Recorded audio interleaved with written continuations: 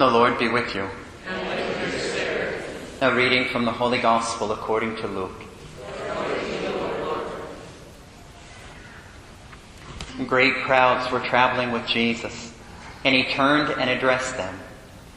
If anyone comes to me without hating his father and mother, wife and children, brothers and sisters, and even his own life, he cannot be my disciple.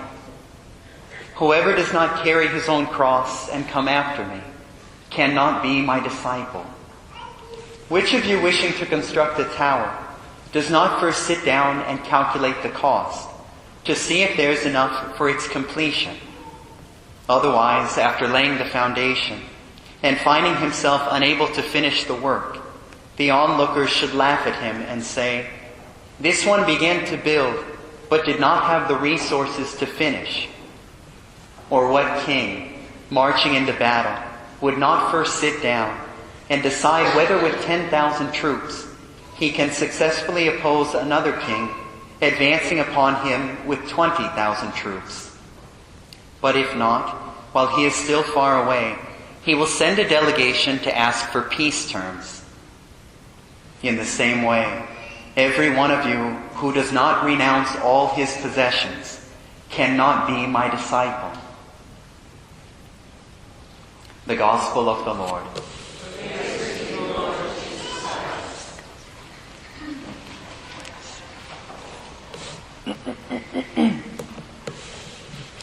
On numerous occasions throughout my priesthood, these or similar situations have arisen. These or similar situations. A married couple will come to me, or a mother or father, and sometimes it's in confession, and they'll say, "Father, we raised our children in the Catholic faith, but they've left the faith. They're not going to Mass on Sunday. And when they come to stay with us on the weekend, we don't want to make them feel uncomfortable, so we skip Mass also." Or adults, men or women, will come and they were not raised Catholic, and they've discovered the beauty of the church, the truth of her teachings, the splendor of the faith, and they say, "Father, gosh, I want to become Catholic so bad, but my mom and my dad, they're still alive, and we don't want to upset things in the family, so, maybe a few years down the road." Or a husband or a wife will come and they'll say, "Father, my wife, my husband, they're not on the same page, and they want to do things contrary to God's will, and I know it's wrong, but I don't want friction in our relationship, so, I just kind of go along." And your heart goes out because you understand what they're going through.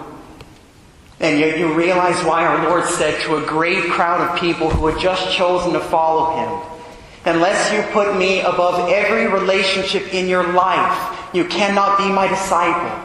Because it's going to be so hard for you to continue to follow that path. And He goes so far as to say, unless you hate father, mother, wife, or children, brother and sister. What does He mean by hate? Because this is the same Lord who said, "Love even your enemies." If your wife, or your husband, or your son, or daughter, or your parents wanted you to do something contrary to the will of God, would you choose me? Would you do my will above their will? And in that sense, would you hate them? Because that might be the way that they perceive it. Do you love me above all things? Because if not, you cannot be my disciple.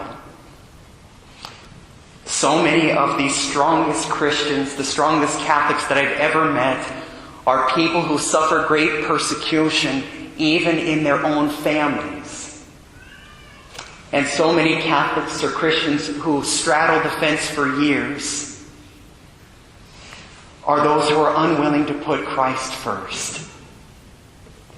I close with these words from Venerable Bede, one of the great fathers of the Church.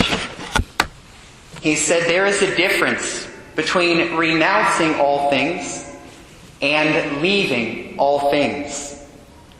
For it is the way of few perfect individuals to leave all things. That is, to cast behind them the cares of the world. God calls few people to do that. But it is the part of all the faithful to renounce all things. That is, to hold the things of this world as by them not to be held to this world.